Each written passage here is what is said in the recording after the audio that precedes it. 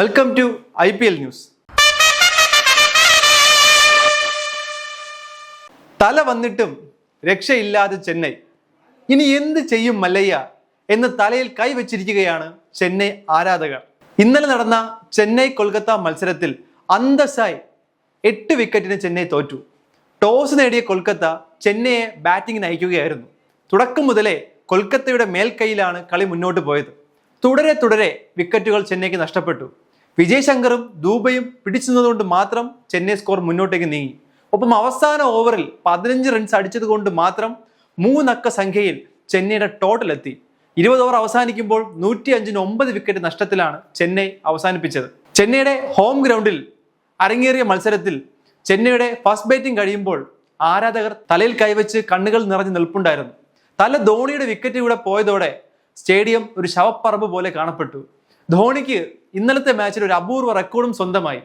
ഏറ്റവും പ്രായം ചെന്ന IPL ക്യാപ്റ്റൻ, 43 വയസ്സും 278 ദിവസവും. ഇതിൽ ഏറ്റവും രസകരമായ കാര്യം എന്തെന്നാൽ ഇമ്പാക്ട് പ്ലെയറായി വന്ന ദീപക് ഹൂഡയായിരുന്നു.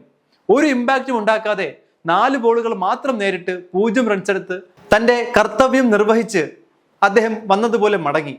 രച്ചിൻ രവീന്ദ്രയും ത്രിപാഠിയും ജഡേജയും എല്ലാവരും ഒന്നിനൊന്ന് പരാജയങ്ങളായിരുന്നു.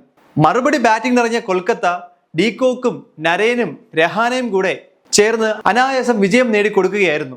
4 ഓവറിൽ 13 റൺസ് മാത്രം വിട്ടുകൊടുത്ത് 3 വിക്കറ്റ് എടുത്ത് ചെന്നൈയുടെ അസ്ഥിവാരം തോണ്ടിയ അതേ നരേൻ തന്നെ ബാറ്റിംഗിൽ 18 ബോളിൽ 5 സിക്സ് ഉൾപ്പെടെ 44 റൺസാണ് അടിച്ചു കൂട്ടിയത്. പ്ലെയർ ഓഫ് ദി മാച്ചായി തിരഞ്ഞെടുക്കപ്പെട്ടതും സുനിൽ നരേനെ തന്നെയായിരുന്നു. ചെന്നൈയുടെ പ്ലേ ഓഫ് സാധ്യതകൾ ഇതോടെ ഏകദേശം അവസാനിക്കുന്ന ഘട്ടത്തിലാണ്. ഇന്ന് IPL-ൽ 2 മത്സരങ്ങളാണ് അരങ്ങേറുന്നത്. ആദ്യ മത്സരത്തിൽ ലക്നൗ ഗുജറാത്തിനെ നേരിടും. പോയിന്റ് ടേബിളിൽ 1-ാം സ്ഥാനത്തുള്ള ഗുജറാത്തിനാണ് മുൻതൂക്കം. മത്സരം നടക്കുന്നത് ലക്നൌവിൽ വെച്ചായതുകൊണ്ട് ലക്നൌവിനും ഒരേപോലെ സാധ്യതകളുണ്ട്. 2-ാം മത്സരത്തിൽ ഹൈദരാബാദ് പഞ്ചാബിനെ നേരിടും.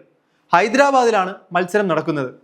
ഏറ്റവും മികച്ച ബാറ്റിംഗ് ലൈനപ്പുള്ള നിലവിലെ ഹൈദരാബാദ് വിജയവഴിയിലേക്ക് തിരിച്ചു വരുമോ, അതോ പഞ്ചാബ് വിജയിക്കുമോ? എന്താണ് നിങ്ങളുടെ പ്രഡിക്ഷൻ? അത് കമന്റിലൂടെ ഞങ്ങളെ അറിയിക്കും.